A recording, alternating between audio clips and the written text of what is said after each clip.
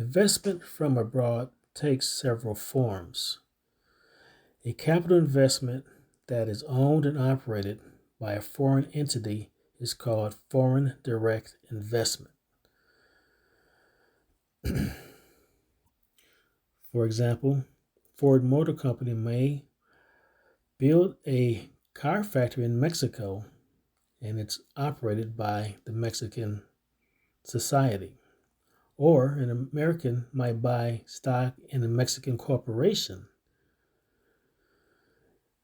An investment financed with foreign money but operated by domestic residents is called foreign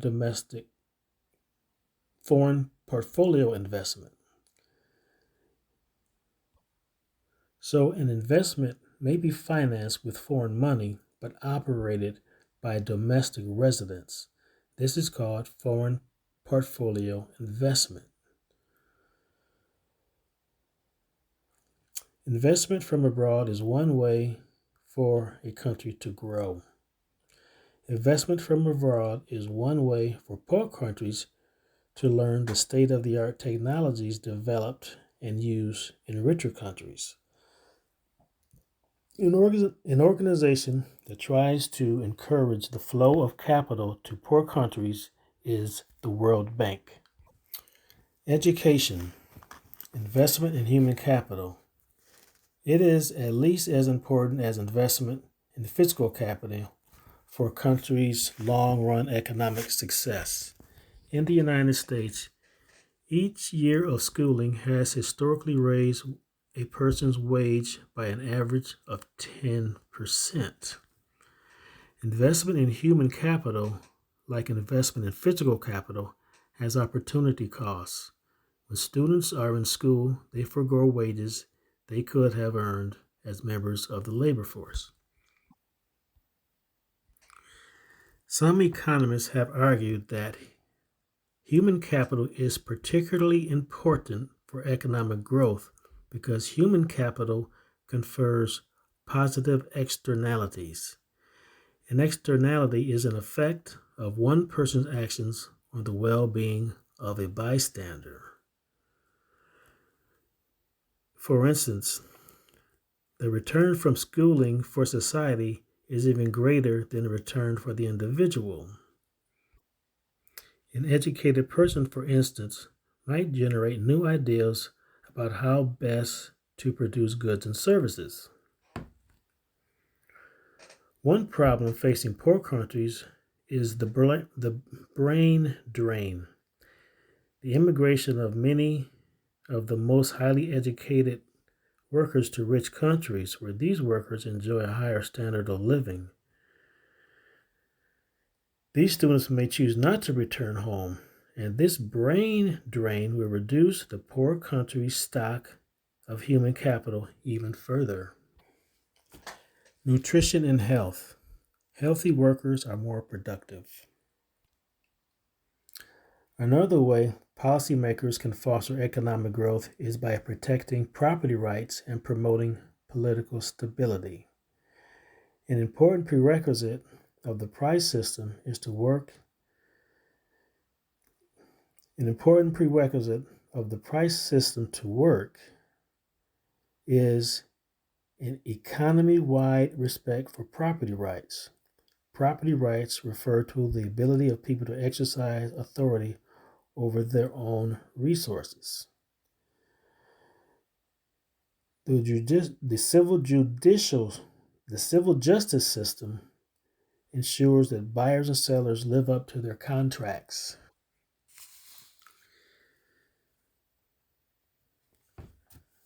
In many countries, the system of justice does not work well. Contracts are hard to enforce, and fraud often goes unpunished. In more extreme cases, the government not only fails to enforce property rights, but actually infringes upon them. Thus, economic prosperity depends in part on favorable political institutions. A country with an efficient court system, honest government officials, and stable constitution will enjoy a higher standard of living than a country with a poor court system, corrupt officials, and frequent revolutions and coups. Some of the world's poorest countries have tried to achieve more rapid economic growth by pursuing inward oriented policies. These policies aim to increase productivity and living standards within the country by avoiding interaction with the rest of the world. Most economists today believe that poor countries are better off pursuing outward oriented policies that integrate these countries into the world economy. International trade in goods and services can improve the economic well being of a country's citizens. Trade is, in some ways, a type of technology. When a country exports wheat and imports textile, the country benefits as if it had invested a technology for turning wheat into textiles. A country that eliminates trade restrictions will therefore experience the same kind of economic growth that would occur after a major technological advance. The adverse impact of inward orientation becomes clear when one considers the small size of less developed countries, such as Argentina. Argentina is about the size of Ohio. Imagine what would happen if Ohio decided to prohibit state residents from trading with people in other states. Ohio would need to produce their own goods and services rather than importing state-of-the-art equipment from other states. Living standards would fall immediately, and the problem would likely go on to get even worse. This is precisely what happened to Argentina when it pursued inward-oriented policies throughout the 20th century. In contrast, countries that pursue outward-oriented policies, such as Korea, Singapore, and Taiwan, enjoy high rates of economic growth. The amount that a nation trades with others is determined not only by government policy, but also by geography. Countries with natural seaports find trade easier than those without this resource. Research and development. The primary reason that living standards are higher today than they were a century ago is that technological knowledge has advanced. To a large extent, knowledge is a public good. That is, once one person discovers an idea, the idea enters society's pool of knowledge and other people can freely use it. Just as government has a role in providing a public good such as national defense, it also has a role in encouraging research and development of new technologies.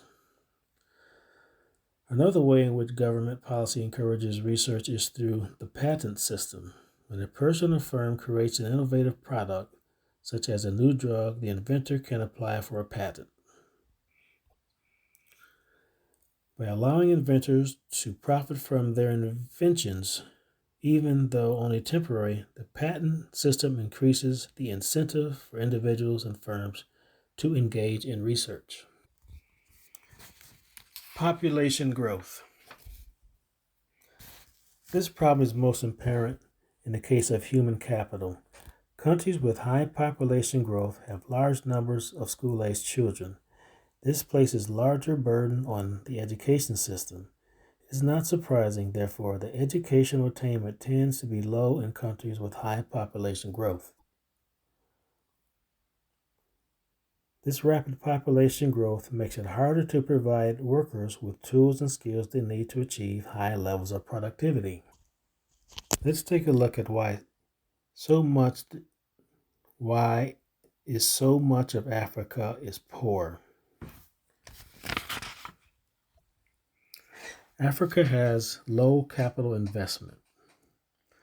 Africa has low educational attainment. It has poor health and high population growth. Africa has many geographic disadvantages.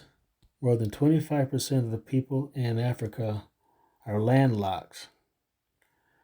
Africa has restricted freedoms.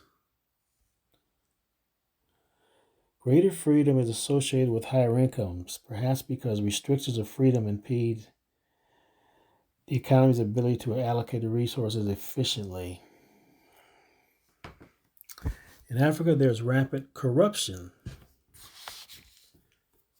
And in Africa, there is a legacy of colonization. Inclusive institutions spread political power widely, respect property rights and the law of rule, thereby foster economic prosperity. In places with less appealing tropical climates, including much of Africa, the colonizers had little interest in permanent settlement.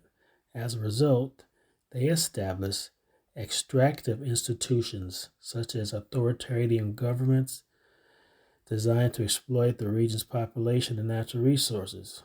Even after colonizers left, the extractive institutions remained and were taken over by new ruling elites, impeding economic development. In contrast, what is the secret sauce of American prosperity? America has an entrepreneurial culture. America's financial system supports entrepreneurship. It has world-class research institutions.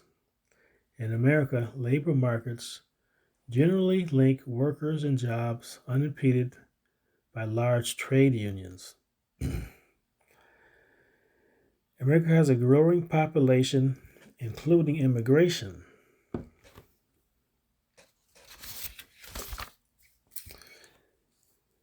America has a culture that encourages hard work and long hours. America has a supply of energy that makes North America energy dependent. It has a favorable regulatory environment. It has a smaller size of government than other industrial countries. It has a decentralized political system in which states compete. So, chapter in conclusion. A country's standard of living depends on its ability to produce goods and services. Economists differ in their views on the role of government in promoting economic growth. At the very least, government can lend support to the invisible hand by maintaining property rights and political stability. Economic prosperity, as measured by GDP per person, varies substantially around the world. The standard of living in an economy depends on the economy's ability to produce goods and services. Productivity, in turn, depends on physical capital, human capital, natural resources, and technological knowledge available to workers.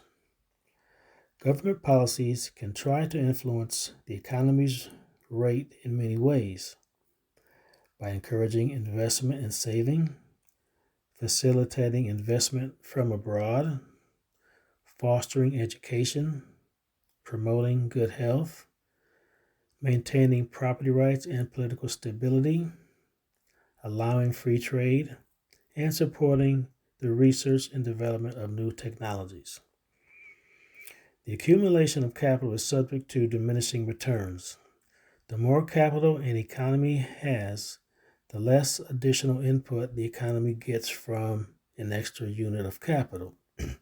As a result, although a higher savings leads to higher growth for a period of time, growth eventually slows down as capital, productivity, and income rise. Also, because of diminishing returns, the return to capital is especially high in poor countries. All things being equal, these countries can grow faster because of the catch-up effect.